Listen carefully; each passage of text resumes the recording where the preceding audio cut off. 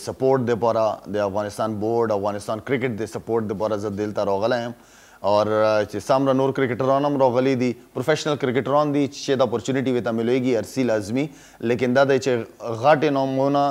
ډریسنګ روم کې چې کم کشران وي هغو دپاره ډېره فایده لینډ دی د هغو چې پلیران دي هغه فیرلیس دي ډارېږي نه چې شي نه او خپل مشغله کوي دا ډېره غټه خبره ده اصل شاید دی چې مینجمنټ چې کوم بورډ دی هغه د هغو پلیرانو سره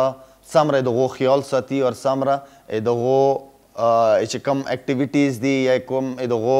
کرکټ اکیډمیز کم څومره فیسلیټیز د هغو له ورکوی شي د هغو ینګسټرز له ډېر امپارټنټ دی نو کرکټ بورډ باندې ډېره غټه ذمهداري ده دغه ټایم چې هغه پلیرانو دپاره ښه نه ښه سهولیات ورکړي هلته یاره نو حکومت له ډېر زیات هغه باندې ریسپانسبلیټي ده چې کرکټ ډېر زیات پرموټ کړي کرکټ د افغانستان پہچان جوړېدی شي او جوړېږي دا نه چې خالي په نیگیټیو شي کې افغانستان نامه جوړه شي په پازیټیو شي کې پکار دی چې دا نامه د افغانستان په ښه لیول باندې د کرکټ په ذریعه دنیا کې پھیلاو شي